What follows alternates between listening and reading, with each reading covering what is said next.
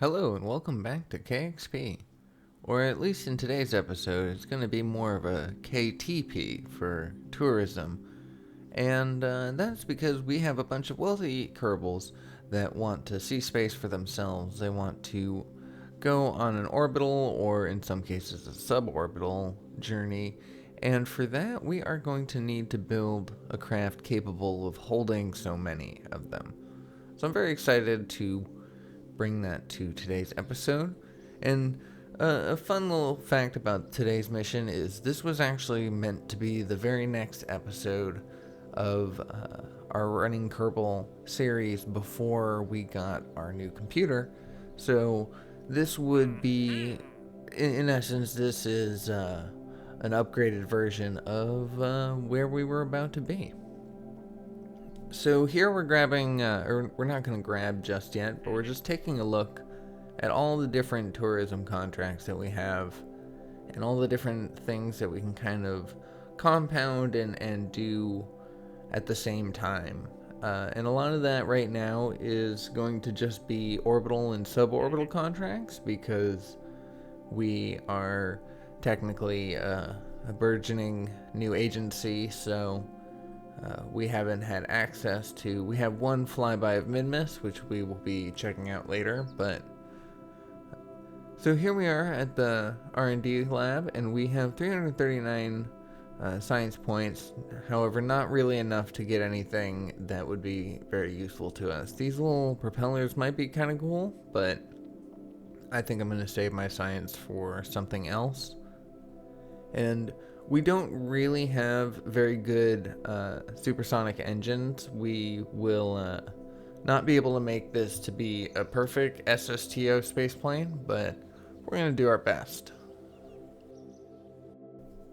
So we first jump into the VAB, but then we realize we're actually going to want to build this in the spaceplane hangar. We could build it here and just make it vertical, but I think it'll just be easier for my brain to visualize it as an actual plane.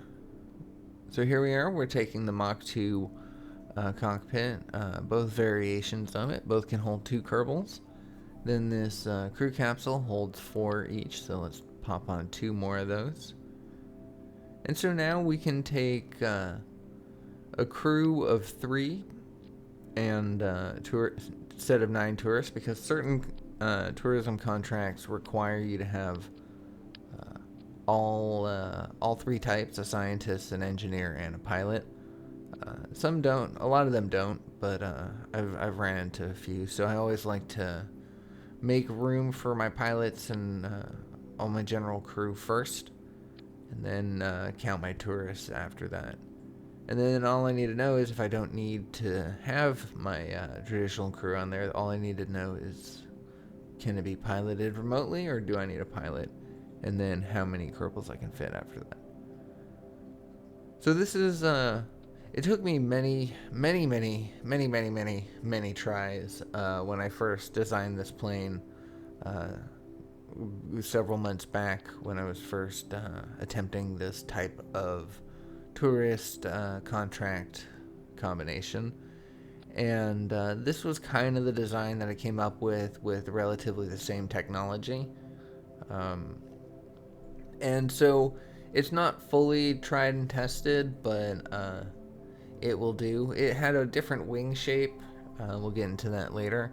And it had a different rocket setup, but essentially this will be in its lifting and orbital stage. It will be rocket propelled, and the jet engines and the air intakes are primarily going to be there for atmospheric re-entry and bringing us home safely to the KSC, because that's going to be the goal. Because a few of their tourist contracts, not all of them, but a few of them require us to land back at the KSC, and if we do not, then the contract will be left unfulfilled, and the tourists will basically get a free second trip, because we'll have to do that contract again. And we don't want to give out a buy one get one free on our suborbital missions. These things are expensive. I've talked through most of the building of it, but it's fairly self-explanatory. I believe, it's a general plane.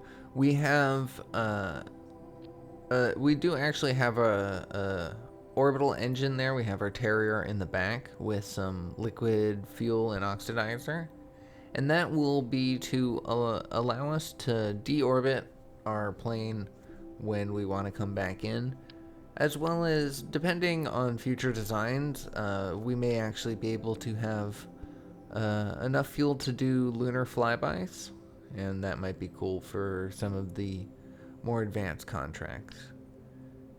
Here we are, putting a couple of control surfaces on there, trying our best anyways. This is definitely no RP1. There we go. Get it all tucked in there. Doesn't matter too much, but I want it to look nice. The plane aspect is a very important part of this craft, and so we want to make sure that it can fly. It doesn't need to be able to take off. It just needs to be able to fly long enough to cover a span to get from a far enough distance back to the KSC. So in case we come in short, we'll have enough fuel to fly us to where we need to go. We'll have enough thrust to weight ratio to keep us airborne, and our aerodynamics will be good enough that it just, it doesn't tear apart or cause us to fly off course. So now I'm putting everything on action groups, and by everything I just basically mean the ability to switch between the orbital engine and the jet plane engines. So now I'm going to go ahead and grab all the tourist contracts that I want to do, and all of them, one of them was a flyby mid-miss, but we're not going to take that, or we're not going to attempt that right now. But the rest of them are to ferry a bunch of tourists from into orbit or suborbit and back. And we get quite a lot of money from this.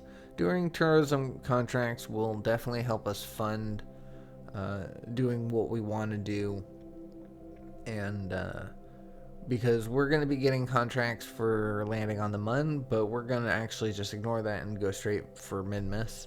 We're going to be getting contracts for mid-miss, but then we're going to want to just jump into Jewel and start working on things from that, because we want to get back to where we were at when we left. And so yeah, tourism is important.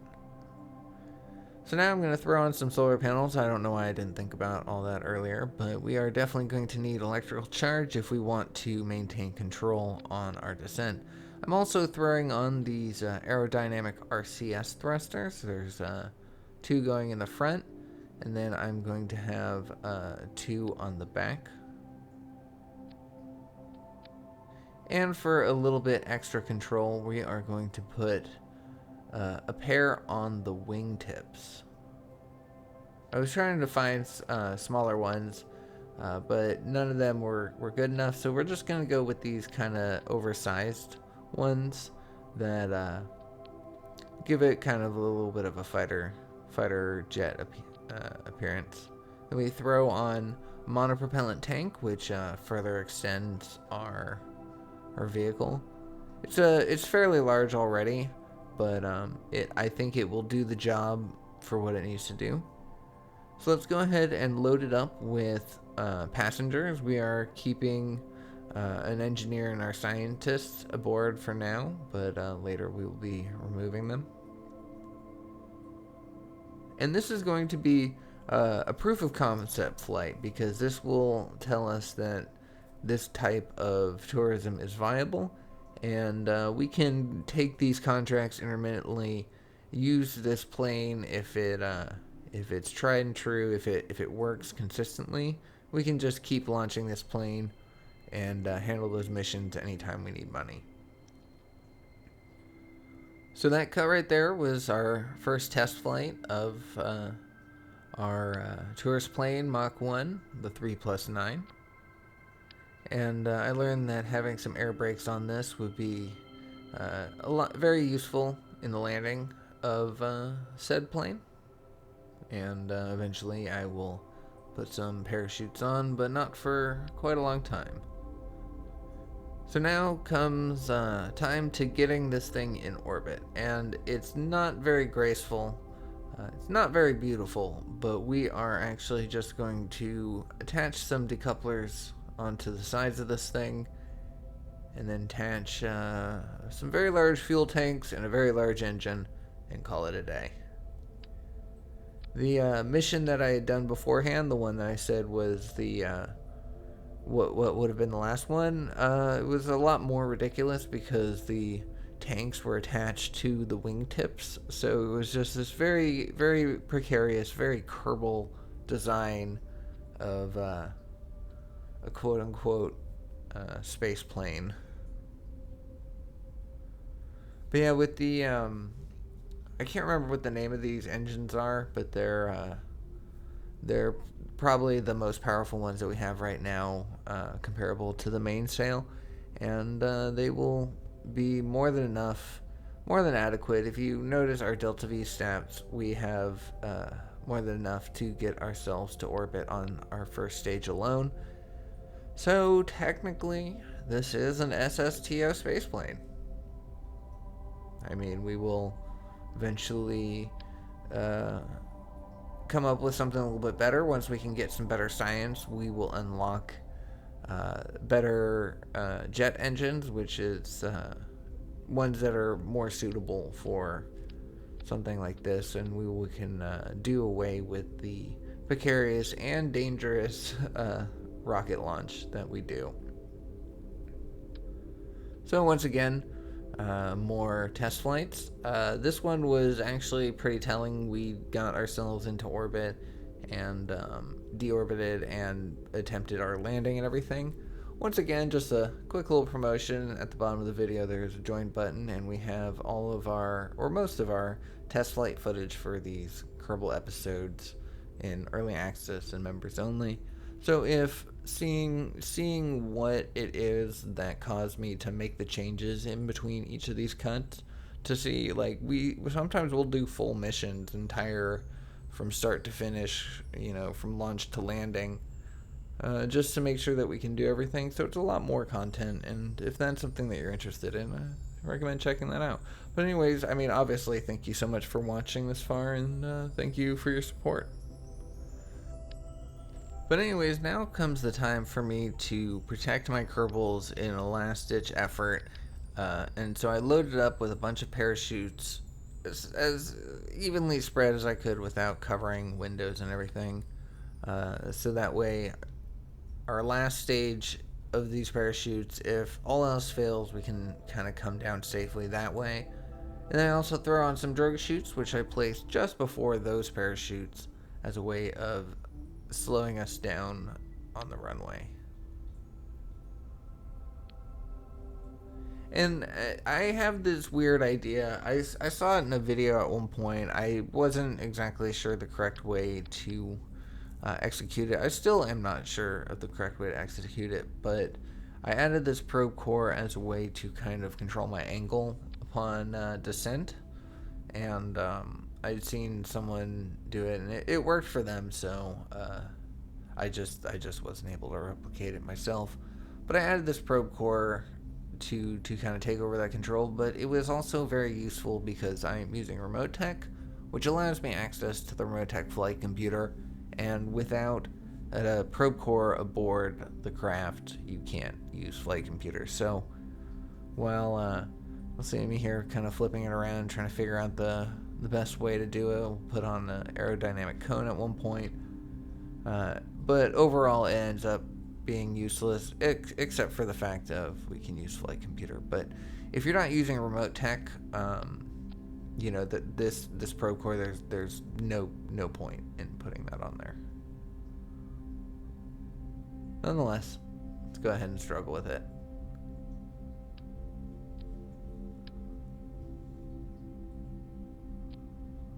And it's hard to tell which way it's up on that probe core.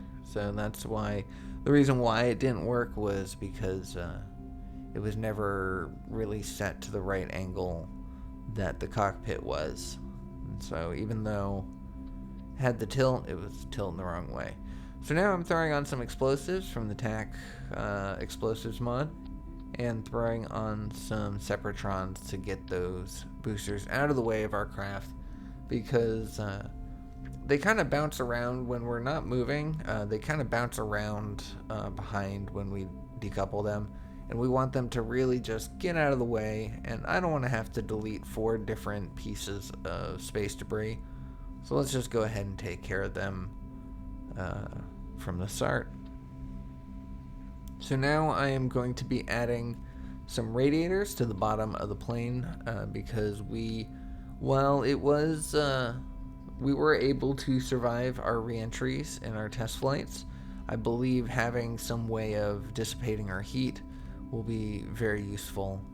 And although I wasn't able to really put them on the plane very comfortably, or on the wings very comfortably, I believe just having enough of them along the plane's body will suffice. And one last little rotation to the probe core to attempt to fix it. But other than that, we are good to go. Get our plane out on the launch pad, and we are going to be using a MechJeb auto ascent to handle our flight and our ascent into orbit. But rather than using the typical MechJeb window, we are going to come in here to our Mach 2 cockpit and use our IVA advanced. I believe this is the DE plus MAS, or maybe the ASET consolidated. I am not sure, but the list of mods used in each series is in the description below.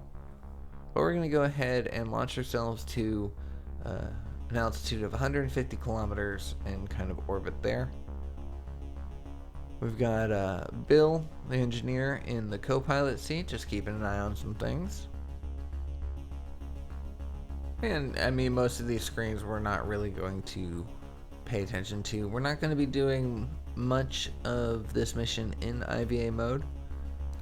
I have been playing around with the idea of starting up another KXP POV season, but that is news for another time.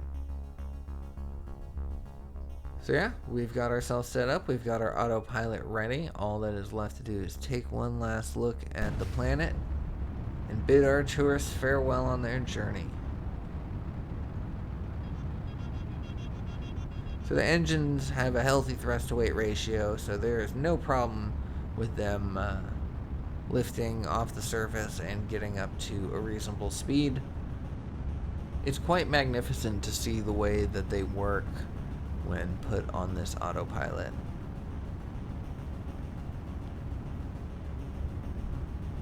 We've got a thunderstorm off in the distance, but we have a fairly clear day to launch over here at the KSC, but enough cloud layer to go through to give our Kerbal something interesting to look at.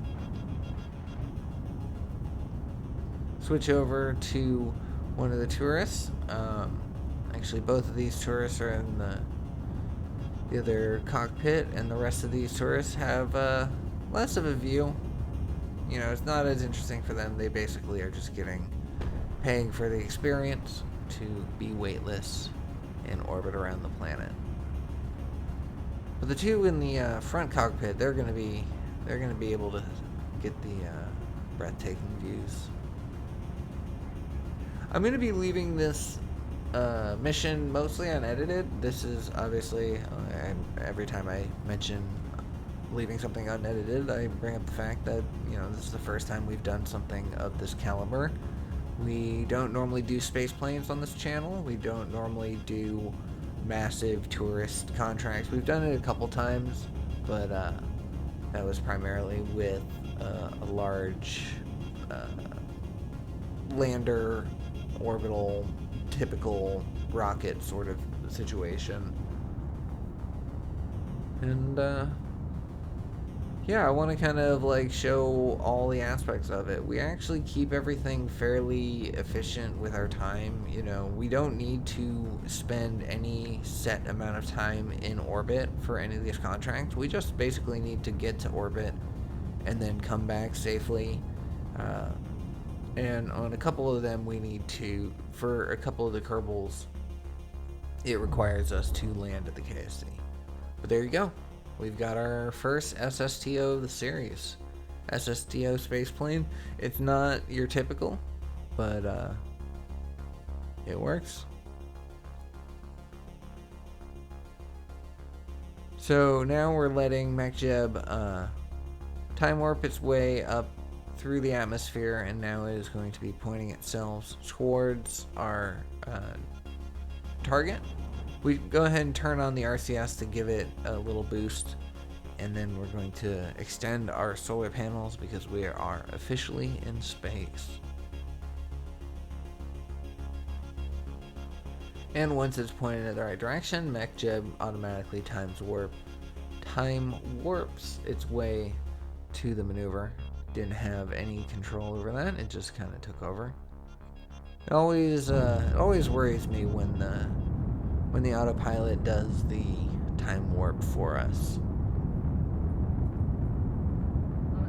And with that camera change and the notification that we got 40,000 funds for our massive scale launch, we are now in orbit. Those Kerbals got exactly what they asked for.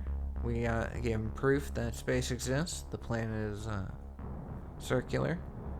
Gravity. Well, we didn't give them proof of 0G because unfortunately the Kerbals are not allowed to walk around the capsule. And so therefore they will be buckled into their seats the whole time. However, they will be able to see Bill and Jebediah floating in zero gravity when they come across for concessions. There we go, TAC explosives working as expected. A 5-second countdown, and the Separatrons got at a safe enough distance away from the craft that we didn't have to worry. Went ahead and extended my solar panels again, now that everything was safe from the separation of our boosters. So now taking a look at all of our contracts, every one of them is the parameter of reaching orbit and reaching suborbit has been completed for all of them. So now we just got to worry on bringing them home safely. So now we're far enough away from the KSC that it wouldn't be wise to try to reverse our orbit and head back that way. So we're actually going to come around the planet once again, and then we are going to start plotting our return maneuver. We're going to use trajectories because that is a mod very useful for helping you know where you will sort of land. It's extremely helpful for knowing where you're going to land with rockets. It's sort of useful for space planes, but we want to make sure that we can land close enough to the KSC that we don't have to spend the majority of our time and our fuel flying to it. So first off, we're going to bring our periapsis down to about 40 kilometers because that's a safe descent that I'm familiar with. That's a certain amount of time in the atmosphere that I know will bring down our orbits. Even from high orbits, we can lower ourselves and make sure we descend back to the surface that way.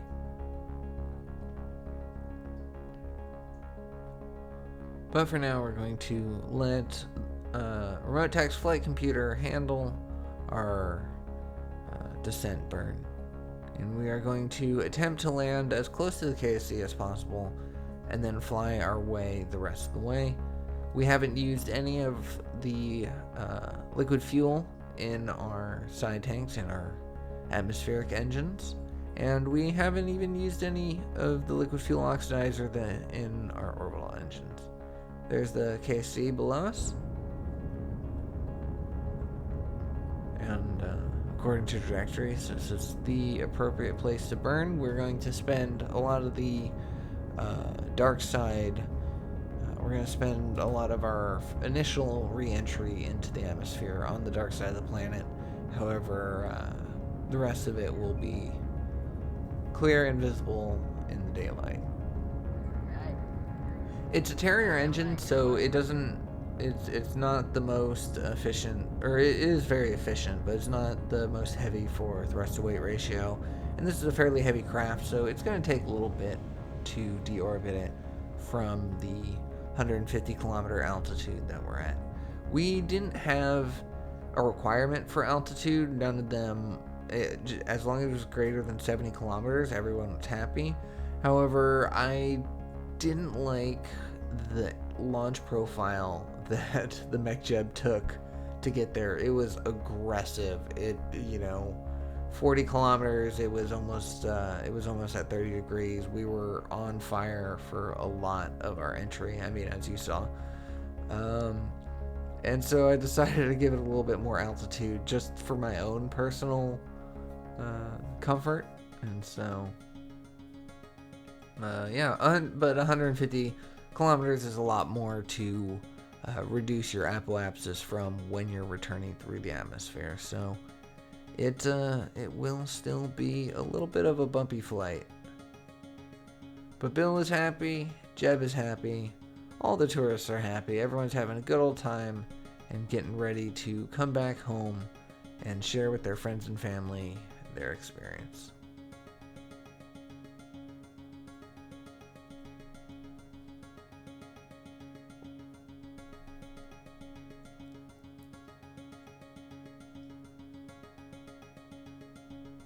A lot of cool stuff in this IVA mod.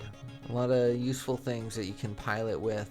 This computer screen in front of me that I did all the mech jeb from is highly advanced, and it's a nice change from the previous series that I had been doing. The POV series was very much kind of role-playing our way through history and using very low-tech stuff at first, and so when I decided with this series to allow myself to use some of the high tech, it's a little overwhelming. I kind of miss the analog gauges and dials, but it's useful, so we're gonna use it. Still haven't been using the probe control room to its extent. It's a bunch of screens. I did also grow very comfortable and familiar with the retro style probe control room, and so I kind of prefer that, and so I didn't use the probe control room for this flight, but we got our pilot. We don't really need to do that. Anything we can do in IVA we can do in the cockpit. So now I'm trying to find my best approach. I forgot, I guess the previous maneuver that we did was not to bring us into re-entry, but to lower our orbit a little bit better, and so we don't come in as extremely, because it is I'm not too familiar with coming in with space planes. I have a general knowledge of how to fly them, but not a lot of experience with it. And so this is it's gonna be new for each of us. With the previous, what I mentioned, the previous mission that we had done for the channel, got the upgrade of a new computer, was just as precarious as this. It was actually a lot more complex. I had to fly by both moons. I had a total of 15 tourists together, but and the re-entry was coming back from Minmus, so everything was very rocky and hairy, and it was very difficult. It made for a great episode. It was incredibly long because this was back with my old computer, so not only did I have crashes on multiple occasions and had to revert from last saved portion, and I had multiple versions of the same kind of maneuver because I had multiple recordings of it, because the computer kept crashing. I had to do it again, record. It was a huge hassle. Not just that, but because I could only record at about 15 frames per second, 20 on a good spot, everything was twice as long. It took so much longer, and maneuvers were so much harder, and flying the thing became so much more of a challenge because of the inability to play in real time. So seeing this mission work out this way on the new system at a full 60 frames per second, being able to have fluid control of everything makes me so much happier and so much more confident in our abilities going forward, because I plan to do a lot of interesting things with the Research Bodies mod, the one that makes it so we haven't unlocked all planets and moons, the one where we have to slowly discover them through research. Made it so we have unlocked Moho, which is a rocky moon, so not applicable. It has allowed us to unlock Jewel, which has an atmosphere, and we could theoretically fly through it.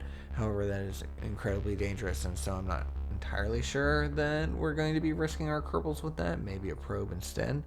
However, in this redo, we've also unlocked Lathe. And if you're familiar with this game, if you're unfamiliar with this game, Lathe has an atmosphere, and Kerbals can breathe on it. It's got liquid water. Yes, we'll learn a lot more about Lathe once we start researching it. But it's a perfect place for a space plane. If we can get this plane down through the atmosphere of Lathe, we can set Kerbals on foot and really check it out. If we can figure out how to make it strong enough to leave the surface of Lathe and re-enter orbit and potentially come back home to Kerbal, that'll be even better. So this is a nice proof of concept that space planes are a viable sort of travel for us.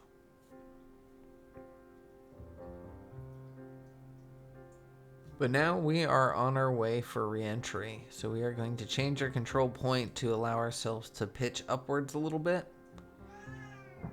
And that will be helpful, because we want to have our underside at prograde, so that way we can dissipate the most amount of heat. If we were to point our nose prograde, then we would be increasing the amount of heat because we'd be increasing our velocity.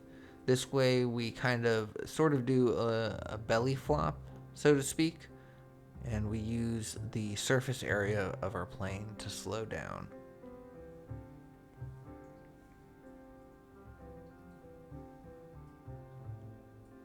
So like I mentioned, we're going to have a chunk of time in the dark side of the planet. While we have a minute where not too much is going on screen, I just wanted to talk about some of our future plans for this series. In the next couple episodes, I've already recorded them, we are going to be moving sort of fast towards our goal of Mid-Miss and beyond. We still have some time left on our research for Jewel, and so we are going to kind of aggressively pursue the Mid-Miss program from the Strategia campaigns. So in the next episode, we're going to do a Mid-Miss flyby, and then after that, we are going to attempt an actual visitation of the Minty Green Ball itself.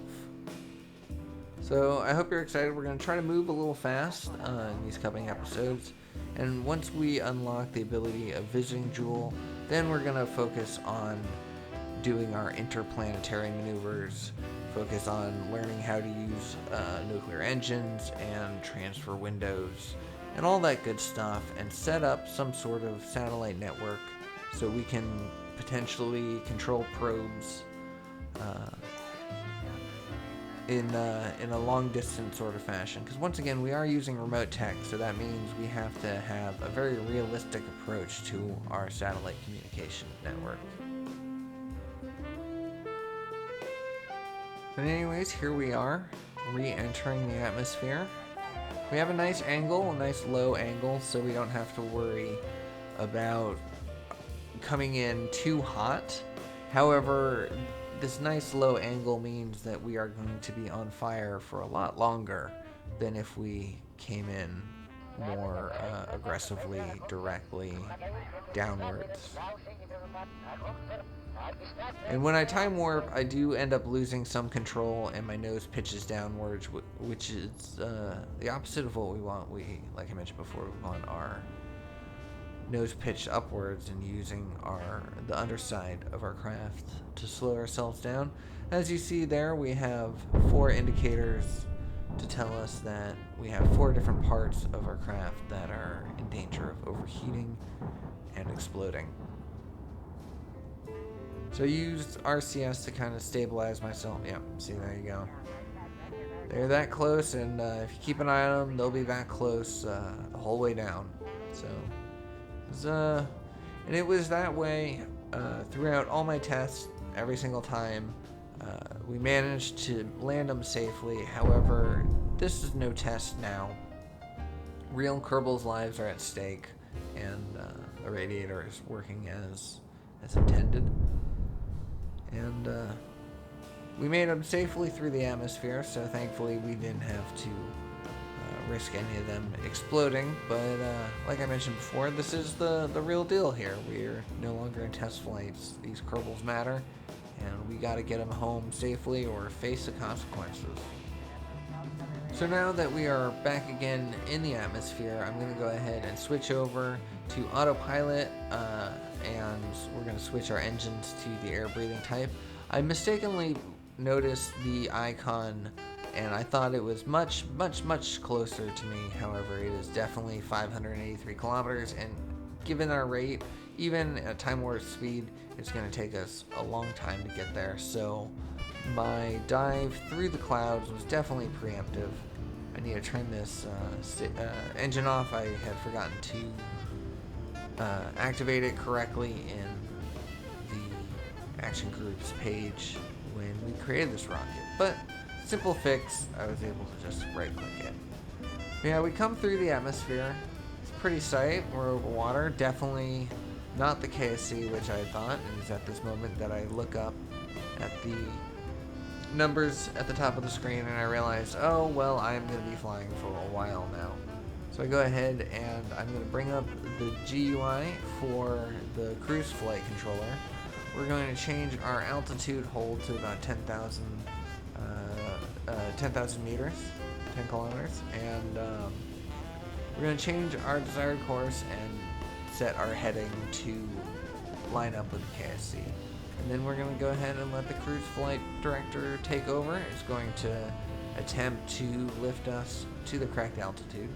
However, like I mentioned at the very beginning when I was building this, we don't have access to very advanced supersonic flight technology.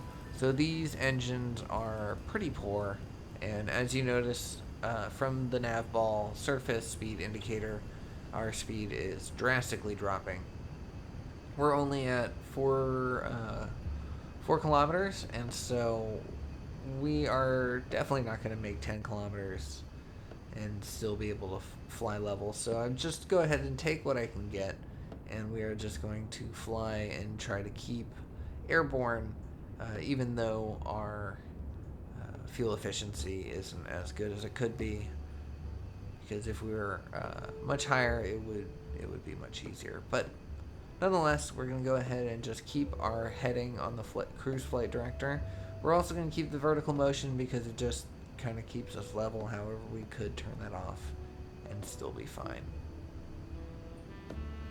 So now, Jebediah looks at the amount of fuel we have and the amount of time that it will take to the KSC and realize that we are perfectly fine and we are all set to land in a certain amount of time. So we are going to, I did mention I'm going to keep it unedited, but I will time warp for a good portion of the flight. Jebediah goes ahead and turns off the fasten seatbelt sign in the cabin, tells the Kerbals that they're free to roam around, and then gives them a good old psych and said, no, you can't get out of your seat because you're a tourist, and that's not how tourism works in KSP, excuse me. So now comes the time we are going to go ahead and fast forward through the flight. It did take quite a bit. I couldn't have it time warp too much because then I would start to lose control of the craft. So, I had to sit here and enjoy it, but I'll go ahead and speed it up for you. Black Rax clouds looking amazing. Thunderstorms throughout our journey. Didn't want to fly below the clouds, however, because as much as it would be fun to fly through the rain, with these engines, I was concerned that I wouldn't be able to get back up to the altitude, and didn't want to risk that. That's okay. We'll have plenty of cloud time, from this point out, so not a concern. It was quite relaxing. I was able to just kind of keep an eye on the flight. The autopilot kept us at the right altitude, going the right speed, heading in the right direction, and so I was able to kind of relax and just let the cruise control do its thing. And this is why I wanted to have enough fuel, because if I landed quite far away, which I did land quite far away, but I could always land farther, and I have and will. But once we see those mountains, then we know that the KSC is just beyond them, and we are going to be coming home soon. But that's why I wanted to have enough fuel, because I'm still not used to re-entry with a space plane, and I don't know the correct place to re-enter the atmosphere in order to land most efficiently at the KSC. But nonetheless, we had a nice, decent flight. Jebediah tells everybody to raise their tray tables and get ready for descent. We're only going 189 meters per second, so this is actually going to be a fairly calm, relaxing landing. Typically with our planes, we end up coming in at over 200 meters per second, and so we have to do quite a bit in order to land safely. However, these wings were intentionally designed to be very large. I wanted this thing to be more of a glider than a plane, and I think it did the job quite nicely.